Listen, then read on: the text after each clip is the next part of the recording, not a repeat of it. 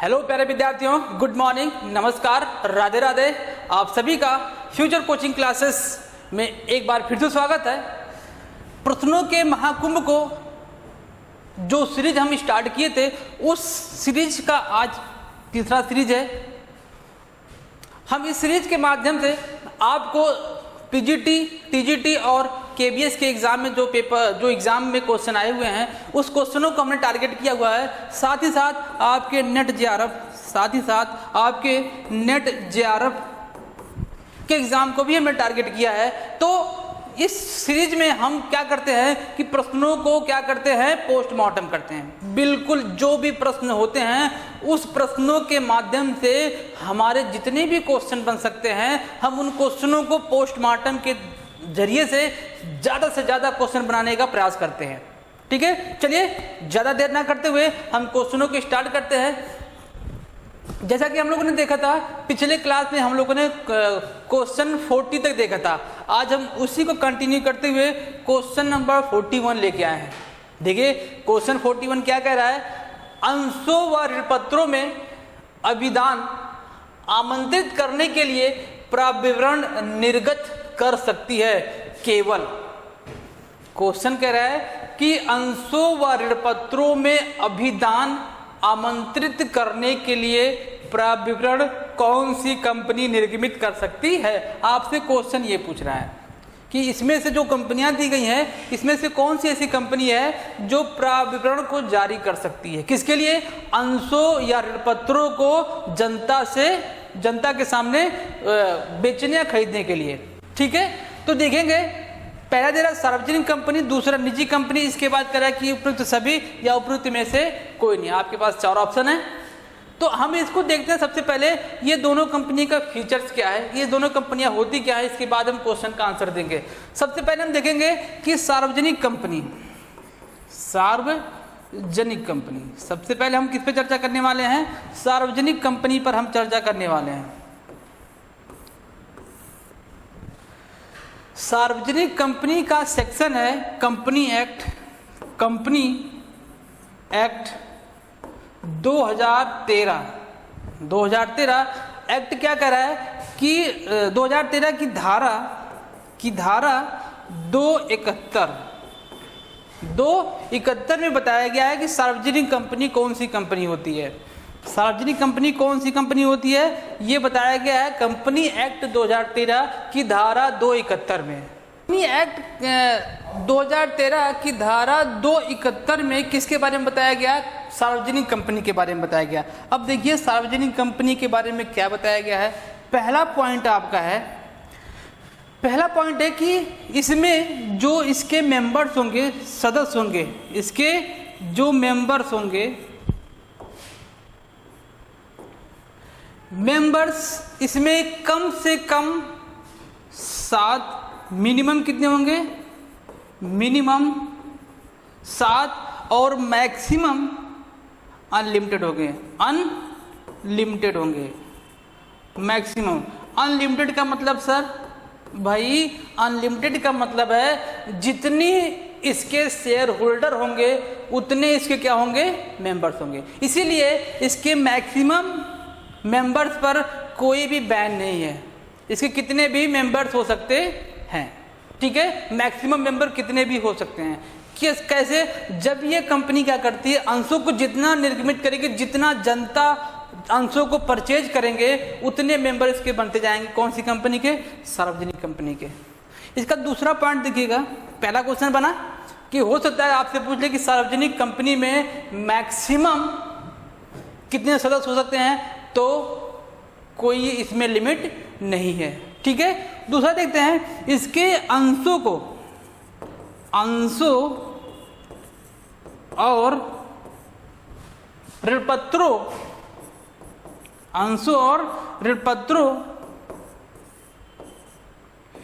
के हस्तांतरण पर कोई प्रतिबंध नहीं है। के हस्तांतरण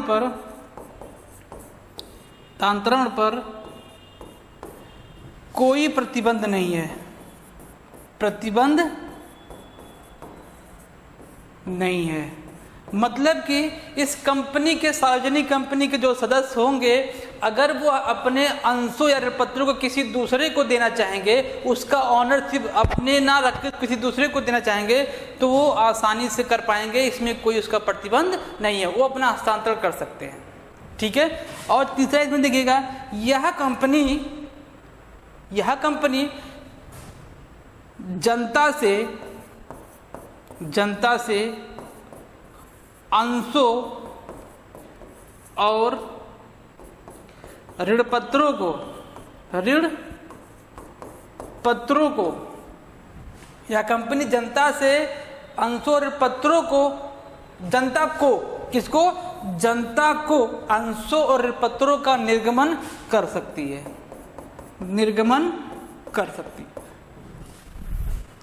बात समझ में आ गया?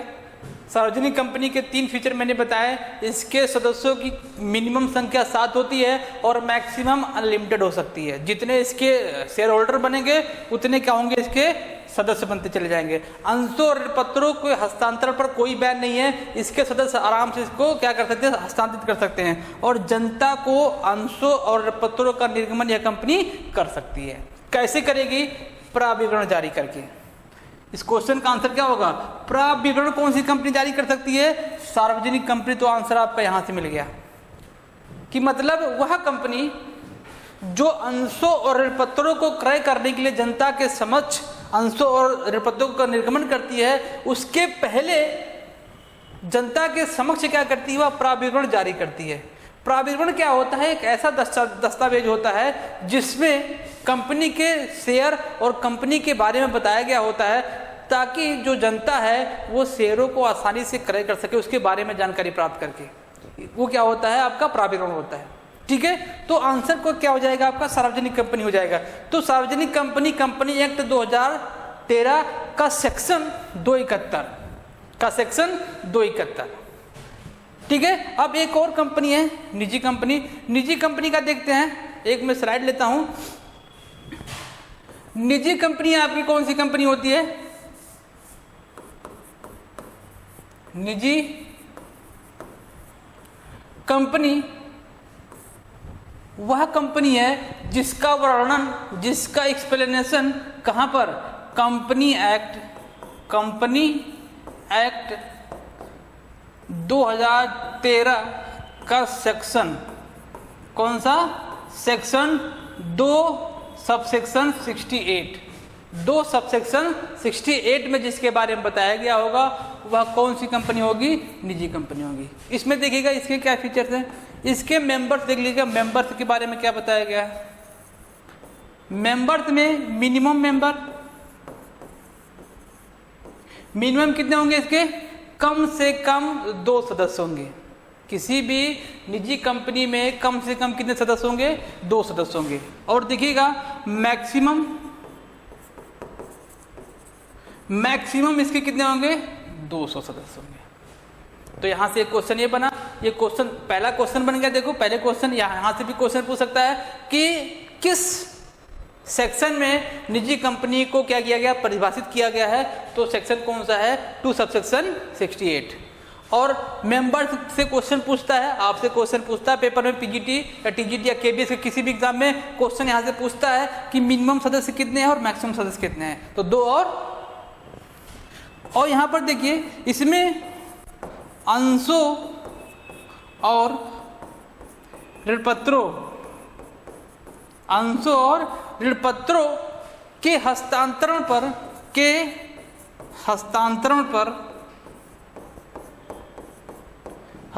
पर क्या है? प्रतिबंध लगाता है।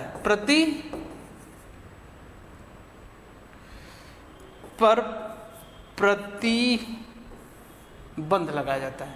इसमें जो सदस्य होंगे वो अपने अंशों और ऋणपत्रों का हस्तांतरण किसी अन्य को नहीं कर पाएंगे, और यह जनता को अंश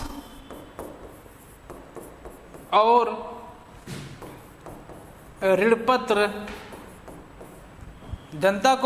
ऋणपत्र निर्गमित नहीं कर सकती है। नहीं कर सकती है। अगर ये जनता को अंश या ऋण पत्र नहीं निर्गमित कर सकती है तो यह प्राविवरण भी जारी नहीं कर सकती है।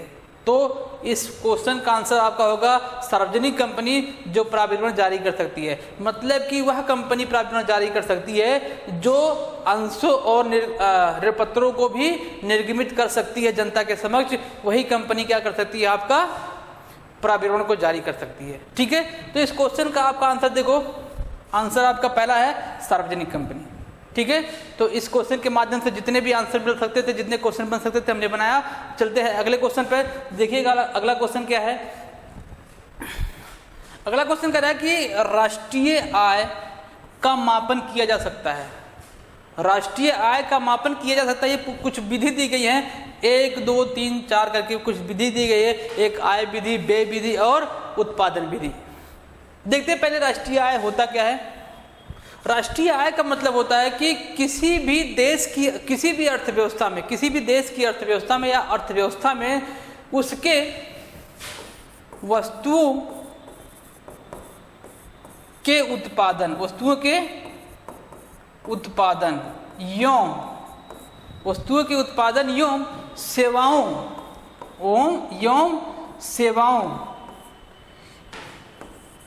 के मूल्यों के योग को राष्ट्रीय आय कहा जाता है। योग को राष्ट्रीय आय कहा जाता है। ठीक है, तो ये राष्ट्रीय आय का डेफिनेशन हो जाएगा। राष्ट्रीय आय निकालने का फॉर्मूला देखो है C + I + G और ब्रैकेट में प्लस लगा के आपका x - m। ये आपका क्या फॉर्मूला है राष्ट्रीय आय निकालने का। C का मतलब होता है एनुअल कंजम्पशन, I का मतलब होता है एनुअल इन्वेस्टमेंट एक्सपेंस, किसके द्वारा, गवर्नमेंट के द्वारा, और G का मतलब होता है गवर्नमेंट का एक्सपेंडिचर कितना है, और X का मतलब एक्सपोर्ट और M का मतलब इंपोर्ट। ये आपके क्या है फॉर्मूला है किसका निकालने का, राष्ट्रीय आय निकालने का। आपसे क्वेश्चन में पूछ सकता है कि राष्ट्रीय आय निकालने का कौन सा फॉर्मूला होता है, तो फॉर्मूला ये है C + I + G ब्रैकेट में x - m। तो आपका फॉर्मूला ये है। तो C का मतलब कंजम्पशन, I का मतलब इन्वेस्टमेंट ऑफ द गवर्नमेंट, और क्या है गवर्नमेंट का जो एक्सपेंडिचर है, और x का मतलब एक्सपोर्ट, M का मतलब इंपोर्ट। ठीक है, तो ये तीनों विधियों के द्वारा हम क्या कर सकते हैं, राष्ट्रीय आय को निकाल सकते हैं। आय विधि के द्वारा भी राष्ट्रीय आय को मापा जा सकता है, व्यय विधि के द्वारा और उत्पादन विधि के द्वारा राष्ट्रीय आय को मापा जा सकता है। ठीक है, तो ये क्वेश्चन था आपका क्वेश्चन नंबर 22 42। चलो आगे चलते हैं अगला क्वेश्चन। अगला क्वेश्चन कह रहा है कि क्वेश्चन नंबर 3, देखिए कितना जबरदस्त क्वेश्चन है, मस्त वाला क्वेश्चन। क्या कह रहा है कि दीर्घकाल में लागत और उत्पत्ति का संबंध निर्भर करता है। दीर्घकाल में लागत और उत्पत्ति का संबंध निर्भर करता है। किसका रिलेशन पूछ रहा है, लागत और संपत्ति का, उत्पत्ति का। लागत और उत्पत्ति का संबंध किस पर निर्भर करता है, आपको ये क्वेश्चन का आंसर बताना है। तो ऑप्शन में देखो, पैमाने के प्रतिफल पर, घरों के निश्चित अनुपात पर, और परिवर्तनीयशील घटकों के प्रतिफल पर, और स्थिर घटकों के प्रतिफल पर। ये 4 ऑप्शन दिए हैं। तो आपका ऑप्शन ए आपका आंसर सही होने वाला है। आंसर कौन सा सही होगा, ऑप्शन ए, पैमाने के प्रतिफल में। पैमाने का प्रतिफल होता क्या है, पैमाने का प्रतिफल होता है, इसमें कहा गया है कि उत्पादन के जो साधन है, उत्पादन के साधन में जो भी परिवर्तन होगा सेम डायरेक्शन में होगा, समान मात्रा में और समान दिशा में परिवर्तन होगा, उसे क्या कहते हैं, पैमाने का प्रतिफल कहा जाता है। तो ये जो लागत और उत्पत्ति का संबंध निर्भर करेगा किस पर, पैमाने के प्रतिफल पर निर्भर करेगा। ठीक है, बात समझ में आई ना। चलिए अगला क्वेश्चन चलते हैं। आपूर्ति अपनी मांग स्वयं बनाती है। ये देखिएगा, ये कंटेंट देखिएगा, कह रहा है कि आपूर्ति अपना मांग स्वयं बनाती है, इतना पोर्शन, और इसलिए पूर्ण रोजगार एक प्राकृतिक स्थिति है। ठीक है, आपूर्ति अपना मांग स्वयं बनाती है, इसलिए एक प्राकृतिक स्थिति रोजगार का यह एक प्राकृतिक स्थिति है। तो यह कह रहा है कि यह सिद्धांत जिससे संबंधित है वह कौन है, यह आपको बताना है। यह सिद्धांत किसने दिया है, बस आपको यही बताना है और कुछ नहीं बताना है, ठीक है। तो इस सिद्धांत को देने वाले भैया हमारे कौन है, जेबी से। इनको कहा जाता है जेबी से के नाम से जाना जाता है। जेबी से ने यह कहा है कि आपूर्ति अपनी मांग स्वयं बनाती है। इनका एक बुक आया था 1803 ईस्वी में, 1803 ईस्वी में एक बुक आई थी जिसका नाम क्या था, ट्रेट डी इकोनॉमिक्स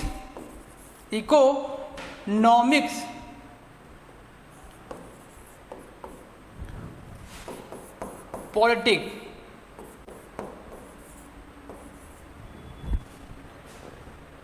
जेबी से ने एक बुक लिखा था 1803 में, एक बुक लिखा था और उस बुक का नाम क्या था, ट्रेट डी इकोनॉमिक पॉलिटिक। यह बुक में उन्होंने इस थ्योरी का क्या किया था, एक्सप्लेन किया था।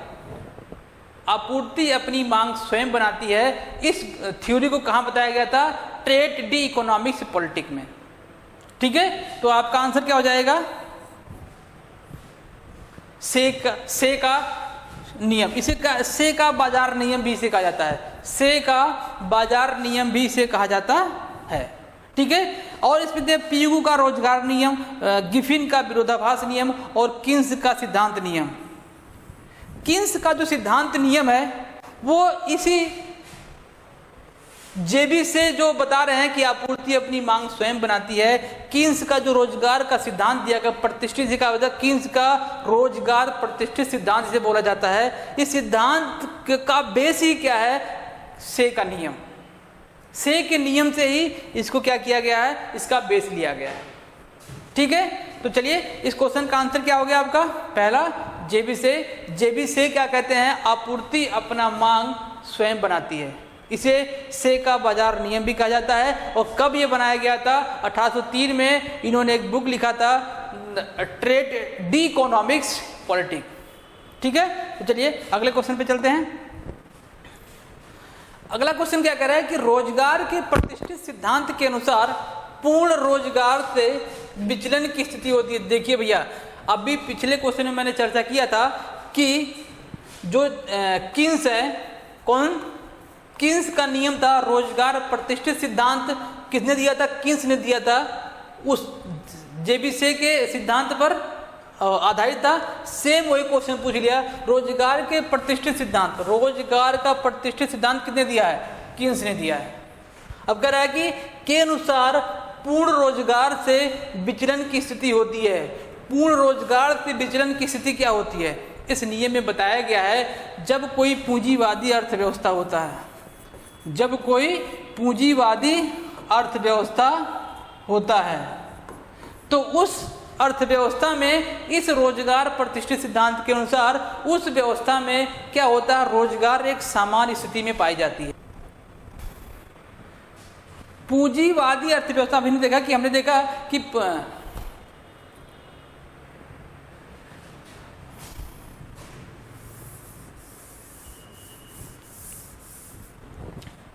रोजगार के प्रतिष्ठित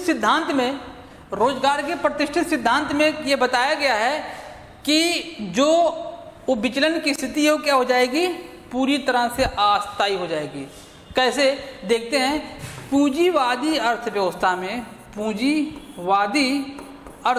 में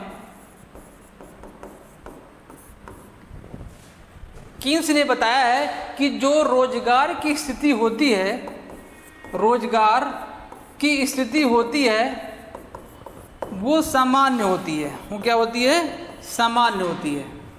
लेकिन इसके जो विचलन की अवस्था होती है, लेकिन इसके विचलन की अवस्था वो असामान्य होती है, वो असामान्य होती है। बात समझ ना, कि जो उसके रोजगार की स्थिति होती है वो सामान्य होती है, लेकिन जो उसके विचलन की अवस्था होती है वो क्या होती है, असामान्य होती है। लेकिन ये धीरे धीरे धीरे धीरे क्या हो जाता है, ये जैसे जैसे अग्रसर होता है धीरे धीरे ये पूर्ण रोजगार में कन्वर्ट हो जाता है, पूर्ण रोजगार की तरफ क्या होता है, अग्रसर होता है। प्रतिष्ठित सिद्धांत में ही बताया गया, जो पूंजीवादी अर्थव्यवस्था होती है उसमें रोजगार की स्थिति सामान्य होती है, लेकिन इसकी विचलन की अवस्था क्या होती है, असामान्य होती है। और असामान्य की अवस्था हो जब धीरे धीरे अग्रसर होती है और वो क्या हो जाती है, पूर्ण रोजगार की तरफ क्या हो जाती है, बढ़ जाती है। और तो यही कह रहा है कि विचलन की अवस्था क्या, विचलन की अवस्था असामान्य मतलब अस्थायी होती है। ठीक है, चलिए नेक्स्ट क्वेश्चन पे चलते हैं। नेक्स्ट क्वेश्चन कह रहा है कि किस प्रतिचयन में संपूर्ण समुदाय पारस्परिक रूप से अपवर्णीय श्रेणी में विभाजित होते हैं। जो आपका सैंपलिंग होगा, प्रतिचयन को क्या बोलते हैं, सैंपल बोलते हैं। किस प्रतिचयन में संपूर्ण जन समुदाय, जो संपूर्ण जन समुदाय होगा वो क्या होगा, देखिएगा जब किसी जन समुदाय की बात करेगा या किसी मेल फीमेल की बात करेगा, लिंग के आधार पर बात करेगा, आय के आधार पर बात करेगा, जनसंख्या के आधार पर बात करेगा, तो वो सैंपलिंग किसके आधार पर होगा, कोटा प्रतिचयन के आधार पर होगा।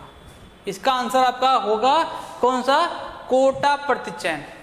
कोटा प्रतिचयन में क्या होता है, जो सैंपलिंग होता है वो जन समुदाय, ठीक है, लिंग के आधार पर, आय का विभाजन के आधार पर, जनसंख्या के आधार पर जब बांटा जाता है उसमें क्या किया जाता है, पहले समूह बना लिया जाता है। पहला काम क्या होता है, समूह बना लिया जाता है। जैसे आय को बना लिया जाए या मेल फीमेल कर लिया जाए, मेल फीमेल कर लिया जाए, मेल को अलग कर देंगे, फीमेल को अलग कर देंगे, फिर उसमें से एक सैंपल निकालेंगे।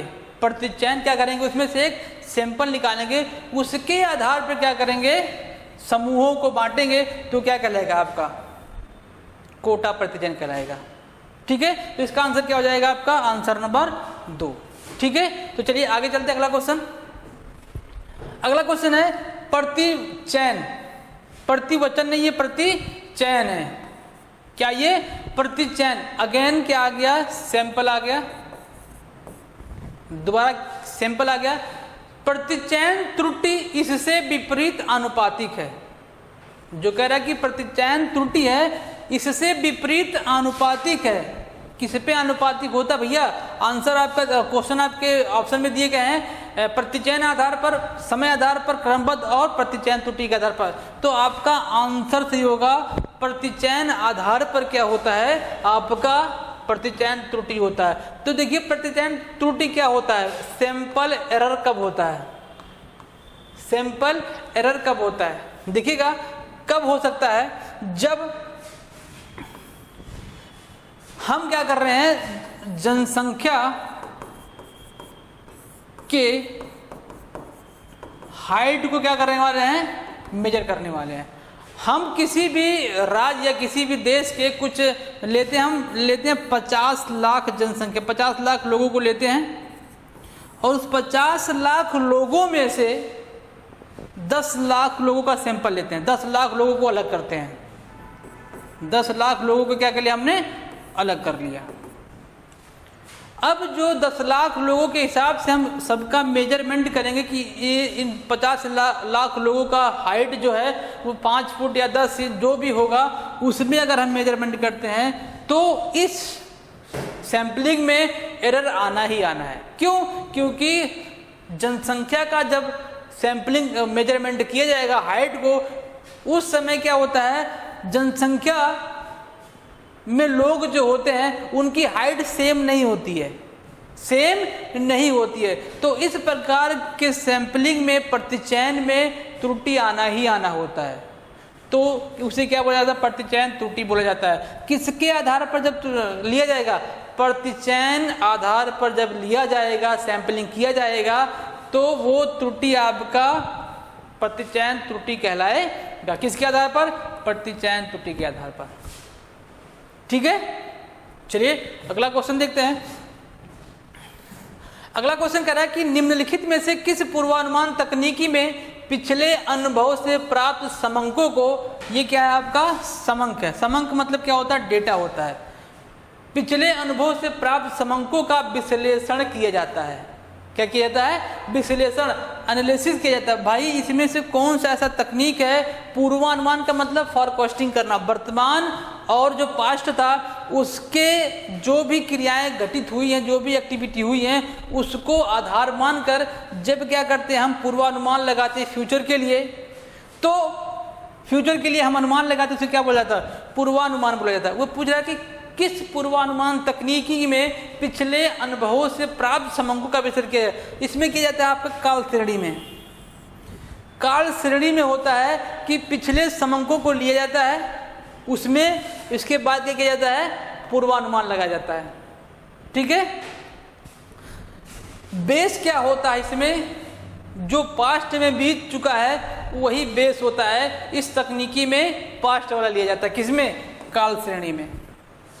ठीक है, तो इसका आंसर आपका दूसरा हो जाएगा, काल श्रेणी पूर्वानुमान तकनीकी में पिछले अनुभव के आधार पर इसका अनुमान लगाया जाता है। चलिए अगले क्वेश्चन पे चलते हैं।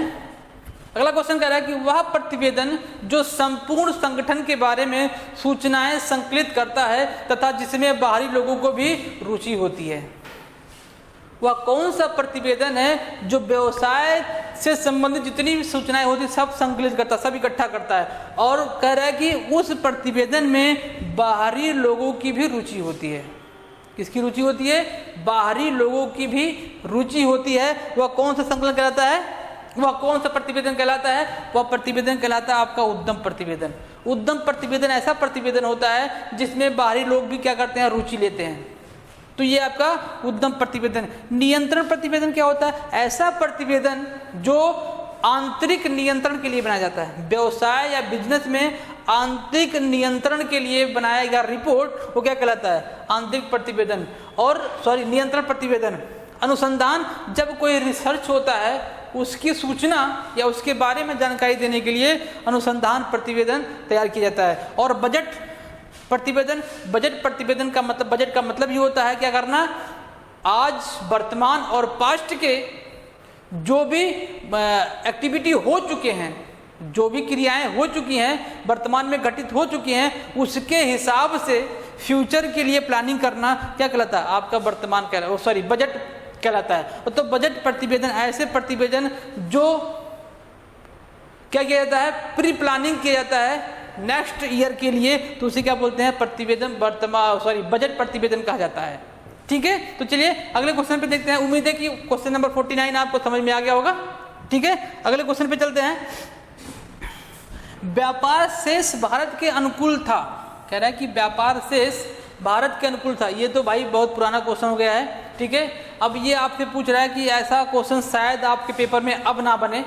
ये 2016 के पेपर में आया था, 2016 के पीजीटी के एग्जाम में आया था, शायद आपको ऐसा क्वेश्चन अब ना मिले, लेकिन फिर भी देखते हैं। जो कह रहा है व्यापार शेष भारत के अनुकूल कब था वो 1970 से 71 और 74 से 75 के बीच में भारत का व्यापार शेष जो था क्या था, वो अनुकूल था। व्यापार शेष क्या होता है, व्यापार शेष होता क्या है, व्यापार शेष होता क्या है, व्यापार शेष का मतलब जो आयात और निर्यात है, आयात और निर्यात है,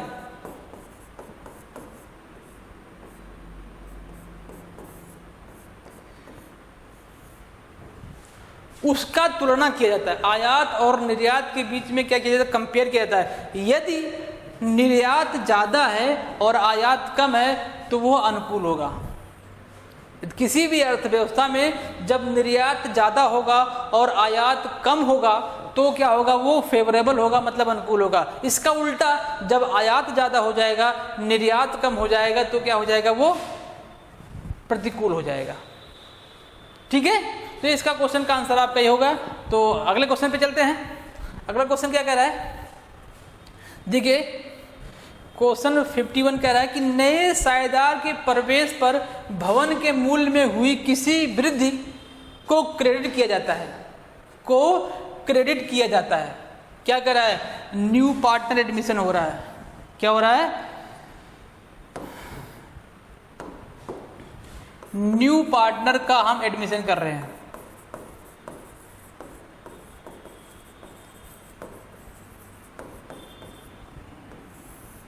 न्यू पार्टनर का एडमिशन कर रहे हैं। अब एडमिशन के समय जब पार्टनरशिप फर्म में पुनर्मूल्यांकन होता है संपत्तियों और दायित्वों को, संपत्तियों और दायित्वों का जब क्या होता है रीवैल्यूएशन होता है, तो इसमें पूछ रहा है भवन के मूल्य में वृद्धि। ये क्वेश्चन देखिए क्या कह रहा है कि भवन के मूल्य में हुई वृद्धि को कहाँ दिखाया जाता है।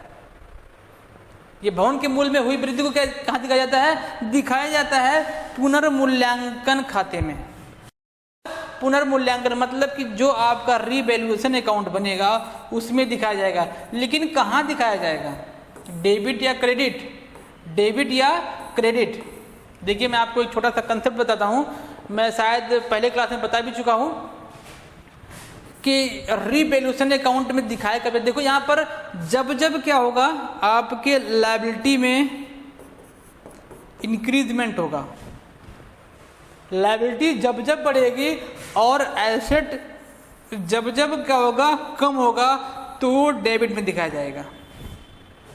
रिवैल्यूएशन अकाउंट का कंसेप्ट है कि लायबिलिटी जब बढ़ेगी और एसेट जब घटेगा तो डेबिट, और जब लायबिलिटी क्या होगा, घटेगा और एसेट्स बढ़ेगा तो क्रेडिट। यहाँ पर क्या हो रहा है, भवन हमारा एसेट है और जब एसेट बढ़ रहा है तो कहाँ दिखाया जाएगा, क्रेडिट। मतलब कि रीवैल्यूएशन अकाउंट के क्रेडिट पोर्शन में दिखाया जाएगा नए साधार के प्रवेश के समय भवन में जो वृद्धि हुई होगी। वृद्धि कब होगी, जब हम क्या करेंगे, उसके वैल्यू को रीवैल्यू करेंगे। ठीक है, तो ये क्वेश्चन आपका था कौन सा, 51। उम्मीद है कि आपको समझ में आ गया होगा। ठीक है, नहीं समझ में आएगा तो फिर से दोबारा देखिएगा इसको, वीडियो को बैक करके रिवर्स करके दोबारा देखिएगा। ठीक है, देखिए क्वेश्चन नंबर 52 कह रहा है कि लागत लेखांकन का मुख्य उद्देश्य, लागत लेखांकन का मुख्य उद्देश्य होता है कि प्रबंधकीय निर्णय में क्या करना, सुविधाजनक बनाना। देखिए इसमें ऑप्शन में है कि नहीं है, संगठन के लाभों को अधिकतम करना, नहीं जी, लाभों को अधिकतम नहीं किया जा सकता है। लागत लेखांकन, लागत लेखांकन का मतलब होता है लागत का अकाउंटिंग करना, लेखा करना, मुझे क्या बोलते हैं, लागत लेखांकन। वस्तुओं और सेवाओं के विक्रय को मूल्य को निर्धारित करना है, जी बिल्कुल हो सकता है, लेकिन मेन पूछ रहा है, लेकिन यहाँ पर वस्तुओं की बात कर रहा है, वस्तुओं की बात करेगा तो इसका आंसर ये हो सकता था। अब तीसरा कह रहा है निर्णयन प्रक्रिया हेतु प्रबंधन, ये देखो इसका आंसर यही है। मैंने बताया ना कि लागत लेखांकन का मूल उद्देश्य, मुख्य उद्देश्य होता है कि निर्णयन प्रक्रिया हेतु प्रबंधन को सूचनाएं प्रदान करना। जो भी डिसीजन होगा वो किसके अकॉर्डिंग होगा, लागत लेखांकन के होगा, और कौन लेगा, वो प्रबंधन समिति लेगा। ठीक है, यहां तक क्वेश्चन समझ में आ गया ना। चलिए आगे चलते हैं, अगला क्वेश्चन क्या है। अगला क्वेश्चन कह रहा है कि 53, देखो कितना मस्त क्वेश्चन आ गया, शेयर का क्वेश्चन है। कह रहा है कि एक 10 रुपए वाले अंश जो थे, क्या था, 10 रुपए वाले अंश थे। एक शेयर की वैल्यू कितनी है, 10 रुपए है, और उसकी याचना कितना किया गया, 8 रुपए, मतलब कि कॉल किया गया 8 रुपए तक, और उसकी वैल्यू कितनी है, 10 रुपए। क्वेश्चन ध्यान से पढ़िएगा। फिर कह रहा है कि और 6 रुपए का भुगतान किया गया, कितने रुपए का, मांगा कितना था, हमने मांगा था 8 रुपए और हमको मिला कितना, 6 रुपए, मतलब कि 2 रुपए आपका क्या हो गया, कालसिन एरियर हो गया, कालसिन एरियर हो गया। 2 रुपए आपका क्या हो गया, कालसिन एरियर हो गया। अब आगे तो क्या कह रहा है कि यदि उसका हरण कर लिया जाए, हरण का मतलब उस जो शेयर होल्डर है उससे हम अंशों को वापस ले लें, तो उसे क्या बोलते हैं, हरण बोलते हैं। हरण कर लिया जाता है तो अंश पूंजी खाते को डेबिट किया जाता है। अंश पूंजी खाता, हरण के समय एंट्री क्या होती है, capital account share,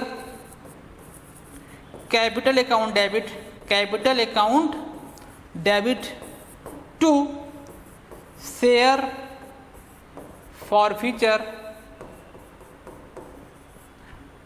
to calls in arrear, calls in ये एंट्री होती है। आपसे ये पूछ रहा है कि इस शेयर कैपिटल में कौन सा अमाउंट जाएगा। क्वेश्चन पूछ रहा है कि इसके डेबिट में कौन सा अमाउंट जाएगा? डेबिट में वही अमाउंट जाएगा जितना वह मांगा होगा, जितना वह मांगा होगा। तो इसमें कितना जाएगा? 8 रुपये जाएगा। ठीक है, डेबिट में वही अमाउंट जाता है, कंपनी ने जितना जनता से मांग कर लिया होगा वो डेबिट में जाता है। ठीक है, तो चलिए अगले क्वेश्चन पे चलते हैं। लीफो विधि का प्रयोग करना तब उपयुक्त होता है, उपयुक्त होता है, उपयुक्त नहीं, उपयुक्त होता है जब कीमतें क्या रही हों? बढ़ रही हों। आंसर इसका होगा जब कीमतें बढ़ रही होंगी। लीफो का प्रयोग मुद्रा प्रसार की स्थिति में किया जाता है। लीफो का फुल फॉर्म होता है लास्ट इन फर्स्ट आउट। जो सामग्री लास्ट में आई है उसको पहले निकाल दो। क्यों? क्योंकि वो महंगा है, क्योंकि वो महंगा है, निकाल दो, क्या पता आगे महंगाई खत्म हो जाए, मंदी आ जाए। इसलिए क्या किया जाता है? जब महंगाई मुद्रा प्रसार की स्थिति होती है तो उस समय लीफो का प्रयोग किया जाता है। इसका उल्टा, जब मंदी की स्थिति होती है, जब मूल्य घट रहे होते हैं, तो फीफो का प्रयोग होता है। किसका प्रयोग? FIFO, first in first out. जो पहले आया उसको पहले निकाल दो। ठीक है, ये क्वेश्चन था अगला। चलिए अगले क्वेश्चन पे चलते हैं। एक सामान्य साझेदारी फर्म में अधिकतम साझेदारों की संख्या हो सकती है। एक सामान्य साझेदारी में 20 हो सकता है, लेकिन बैंकिंग व्यवसाय में कितना हो सकता है? 10। बैंकिंग व्यवसाय में कितना हो सकता है? 10। मिनिमम कितना होगा? मिनिमम आपका होगा 2। किसी भी साझेदारी में मिनिमम संख्या कितनी होगी? 2। और मैक्सिमम सामान्य साझेदारी में 20 और बैंकिंग में कितना? 10। बैंकिंग टाइप का कोई व्यवसाय है तो उसमें कितने होने चाहिए? 10। और इसमें मैक्सिमम कितने होने चाहिए? 20। ठीक है, अगला क्वेश्चन देखते हैं। छोटे उद्योग के रूप में वर्गीकृत करने के लिए संयंत्र और मशीनरी में निवेश की सीमा क्या होती है? ये पूछ रहा है कि जो छोटा उद्योग होता है उसमें निवेश करना है किस पर? मशीनरी पर और संयंत्र पर और मशीनरी पर। ठीक है, तो कितना लिमिट होना चाहिए? देखिए इसमें क्या होना चाहिए, देखो मैं यहाँ पर बना देता हूँ। छोटे जो उद्योग होते हैं, छोटे उद्योग 2 करोड़ से लेकर 2 करोड़ से 5 करोड़ तक। कितना? 5 करोड़ तक।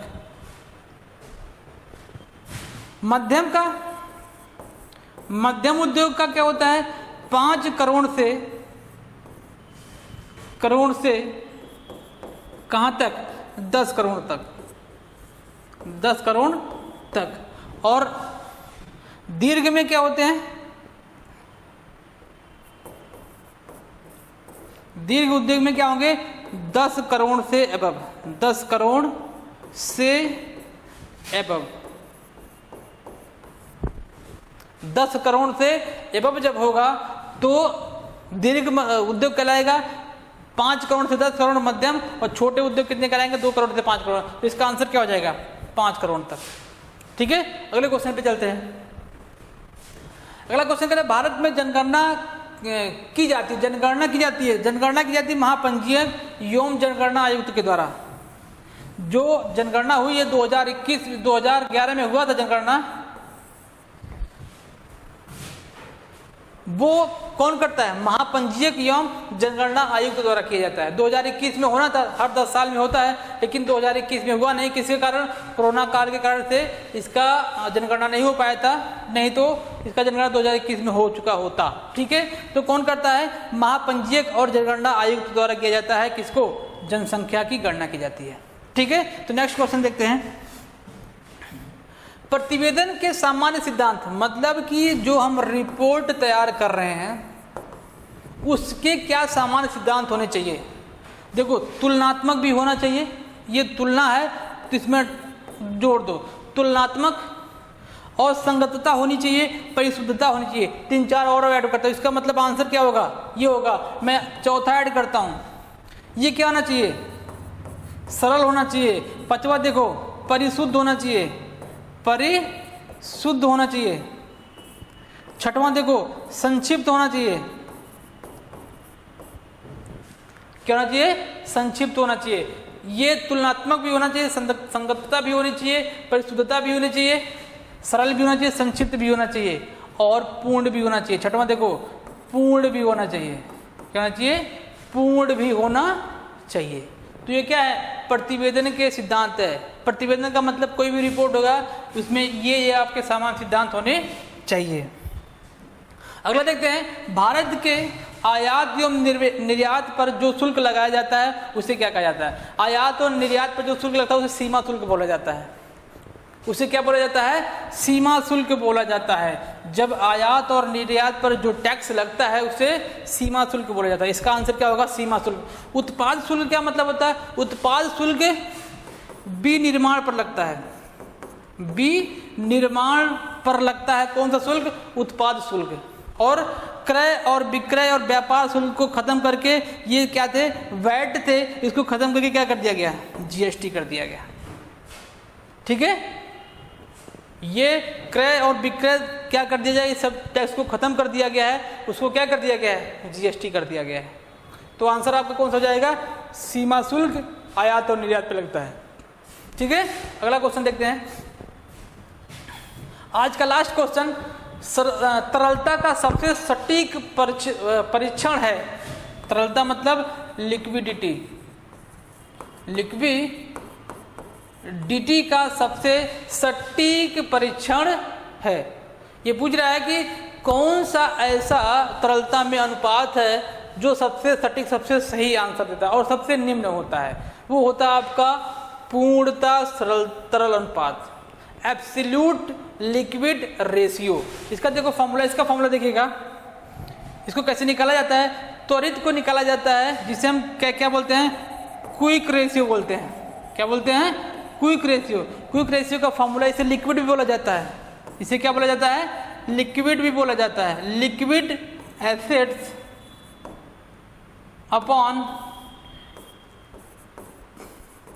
Current liability. करंट लायबिलिटी, ये इसका फॉर्मूला हो जाएगा। चालू का तो आपको बहुत आसान पता है, चालू का भी पता होता है। Current asset divided by current liability, चालू अनुपात का फॉर्मूला हो जाएगा।